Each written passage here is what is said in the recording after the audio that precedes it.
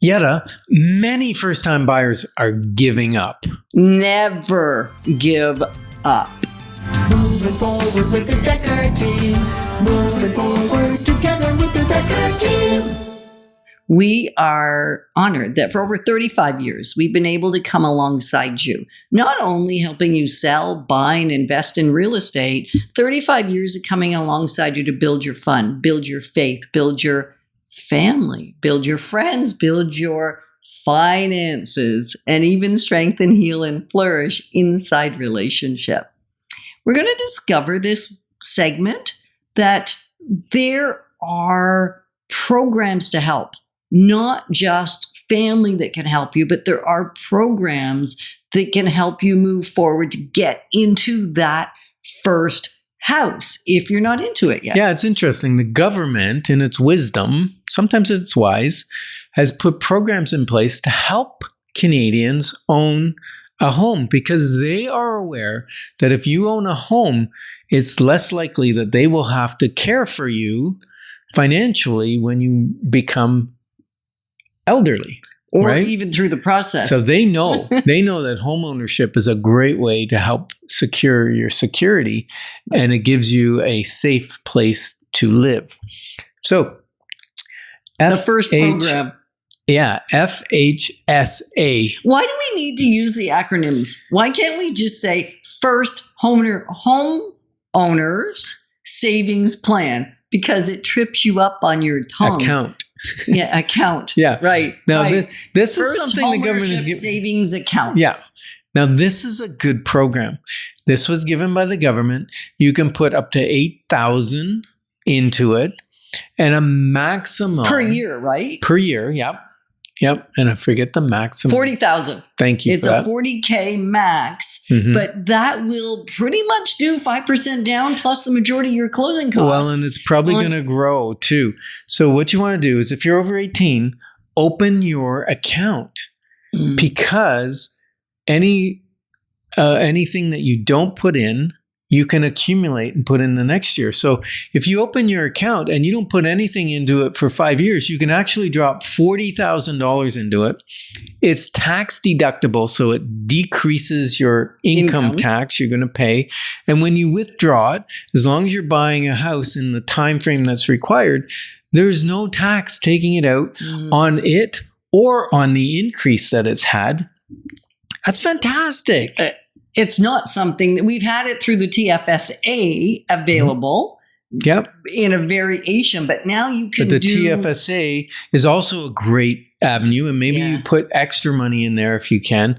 But the TFSA, there's no tax advantage for putting it in, but it's tax-free when you take it out. And also the growth is tax-free, but you don't have to put it on a house with a TFSA. I get it. So we're just saying there's some really awesome programs. And then there's another one where if you're a first-time buyer, they're going to give you a rebate of up to $4,000 on your land transfer tax. Absolutely. So now that's going to save you a significant $4,000 is a good portion of the land transfer tax, depending on the price bracket that you're in.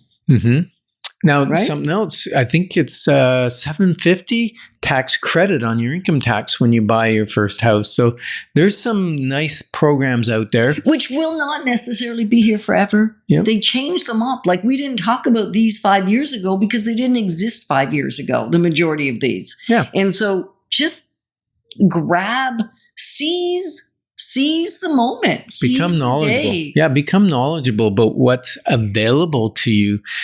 Some communities are giving like forgivable loans for your down payment, 10, 20, some up to 10%. And what it is you have to be below a certain threshold in income. You have to have lived in that community for at least a year in a rental. And then you're going to buy a home and they're going to help you with the down payment. And if you live there for, I think some of them is 20 years. Most of them. Yeah. If you live there 20 years, they forgive the loan 100%. If you sell it in less than 20 years, typically they want their loan back and a percentage of the capital growth that the property's had. But either way, you get in. And that's the point. It's get in the market. And where else do you want to get in? Well, you want to get into November 20th, boot camp, Ultimate Sales Machine Boot Camp. If you're in business, if you're impacting the sales in the business you work for, if you're an entrepreneur, if you're a salesperson, here's the thing. You're going to walk away. We're calling it a boot camp because it's a boot camp, not a workshop. You're going to walk away with the ability to really be ready to double your profits with the strategies that you put in place that day. Bring your laptop. We're going to be working on your messaging and your clients and who your ideal client is.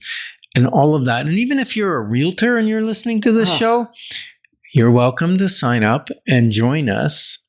It will be fantastic. So just go to dekkerteam.com. All the deets are there. All the deets? All the details are there. Okay. You talk about acronyms. All right. How about the RRSP? Registered Retirement Savings Plan, right? And most people have known about those for years. Yeah, but what some people don't know is you can take out to buy your first home. Now, first home has a definition here where it could be, if you've been divorced or separated, they consider you first-time buyer.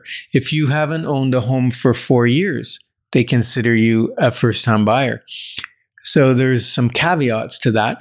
And you can take out up to $35,000 per person out of your RSPs for your down payment on your house. And again, it's got to be within the certain brackets of the timing. And the great news is you just have to pay back 1/15 every year, and you never have to pay the tax on it until, of course, when you take it out down the road when you want it much, much later. But there's no negative tax implications. Whereas, of course, if you have money in your RSP, you can take it out and pay the tax that's due the government.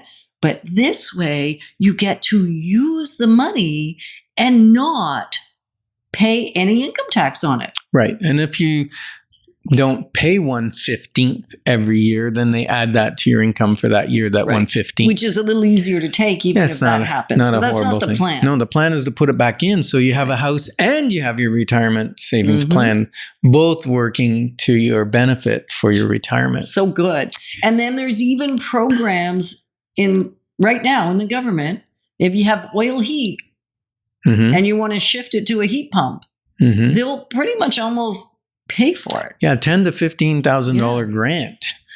And maybe you want to buy a house that has oil heat because they sell less. They sell for less money. So there's so many cool strategies you can utilize to take advantage of these programs. And you can get interest-free loans, $5,000 to $40,000 to improve the efficiency of your home, whether that's new windows, upgraded insulation, that kind of thing.